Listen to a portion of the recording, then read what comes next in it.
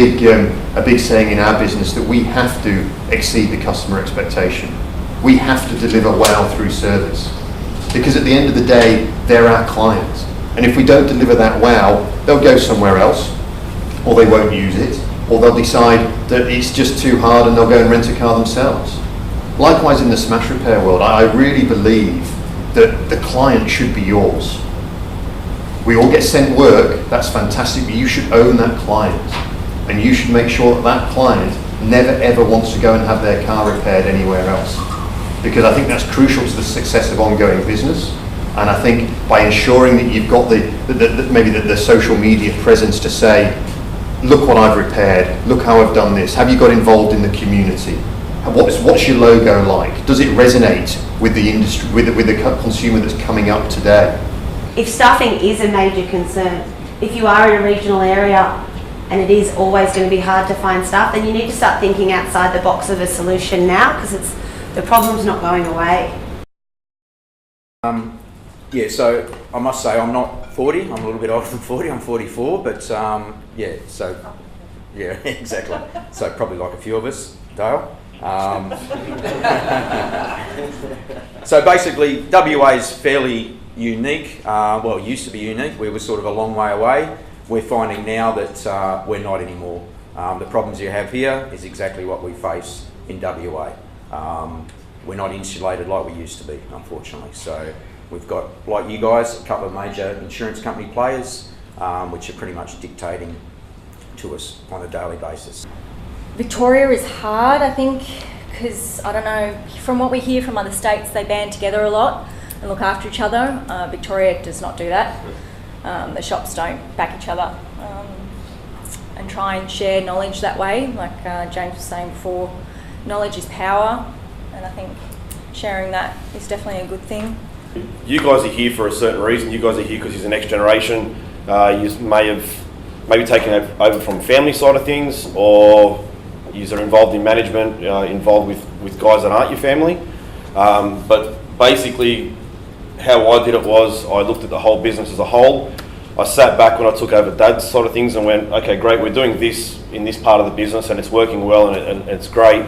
And we're smash repairers and painters, but what do I want to do different? And I had to really look at the business and say, how do we get up with the times? Like, what do we do? So basically, I sat back and reinvented things. So I didn't reinvent the wheel. We still fix smash cars.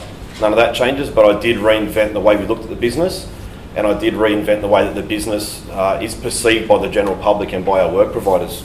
A lot of you young blokes probably come across it yourself when you've got the older people there. It's a bit of a challenge to get them to do something, and I found if you're going to talk the talk, walk the walk. So I made sure that I could do it. I ran a paint shop as well, so I knew how to paint, so I could teach a painter how to do something or correct something as well.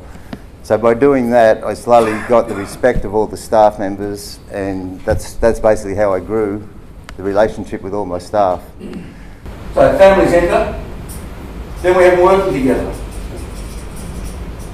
We have any brothers and sisters, siblings working together in family businesses? Fantastic. Lots of fun, isn't it? Lots of fun. We'll get you thinking about some of the issues. We've just seen 3 shops close in the south in the last 3 months. One's finishing up today, and it's been around for 30 years. And unfortunately, the insurers have made it all secretive for us to actually communicate. So it's tough times ahead. Claims are down probably about 20%. We're running the highest unemployment in the state. The unofficial unemployment rate is about 14%. We've still got holdings to go. Arian Mining have just lost 900 jobs this year, and that affects everyone from the corner store to the crash repairer. We do it one way. We're consistent. That's the way we do it. We do high quality work. We don't do third party. We don't change much, but sticking with it and also adapting and keeping that balance between the two is one of the biggest things we've found. But as Russ said, we've got to adapt. We've got to keep it together, and that's one of the biggest things in Queensland. We can see there is always going to be light at the end of the tunnel. It's just how you get to the end of the tunnel is the biggest part at the minute. I guess my dad, for him, it's always been about quality. If we keep our quality, then we're going to keep our business, and he's worked really, really hard at that. If someone's not happy with their job, he'd definitely look at it, get it fixed, whatever they're not happy with, and just goes that extra mile. we've only got about 5 body shops in our area that are sort of a reasonable size. There's lots of little ones, obviously, but was it about a year ago, I think it was, we had a super shop come to town, so they employ 50 staff, supposed to be able to do about 80 to 100 vehicles a week or something like that. They're actually quiet at the moment, so not much going on there.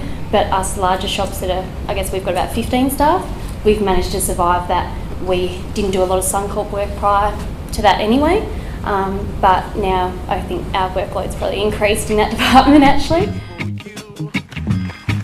It's who I love, no one else up